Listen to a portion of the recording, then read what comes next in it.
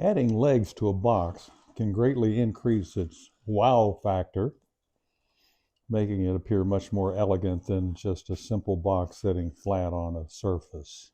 I want to show you how to make simple legs that you can attach to nearly any box.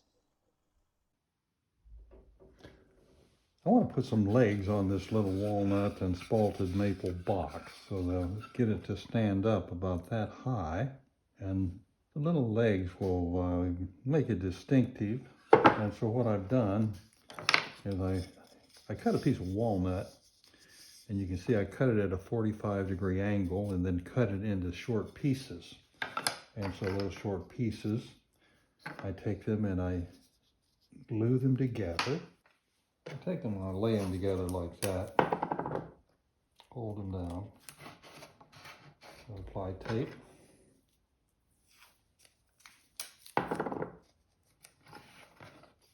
And then to glue them, all I have to do is pull them tight like that. And I can put another piece of tape on there to hold it tight. So this is the way I do it. With the glue, I really count on the pieces coming together to do the distribution of the glue. And on that one, it appears that I've got more glue than is needed, so I'm going to clean some of that out.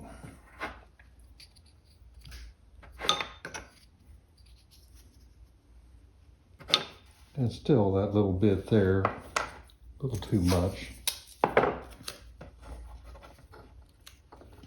But I can take this tape and I can pull that together and just simply let that sit for a while. And I'll do another one. The important thing in gluing is not how much pressure you can apply to it. That's basically irrelevant. What matters is to get the right amount of glue and to have a good gluing surface. If your surface is irregular, and of course it's also important that the pieces be held in exact position. If they're not in exact position, they're going to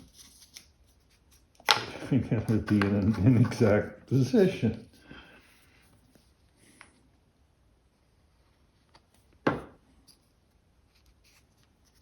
So that's a little better. You see, I didn't get as much glue on that, and it's perfectly fine.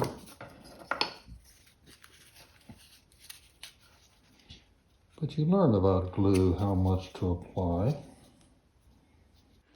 These small blocks, when glued in place inside the legs, will become what the box itself will rest upon.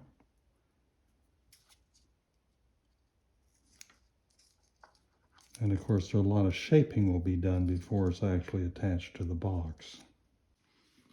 So I'm going to spread a little bit of glue on two sides of this block. Again, I'm not spending a lot of time spreading the glue, I'm just applying it. And I'm counting on fitting it in there to do the spreading for me.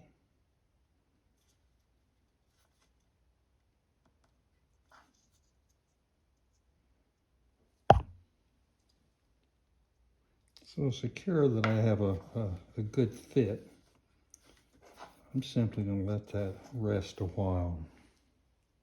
With the legs formed, I can begin visualizing how I would like to have them shaped. I can shape them in a variety of ways using the scroll saw, the band saw, a 6x48 stationary belt sander.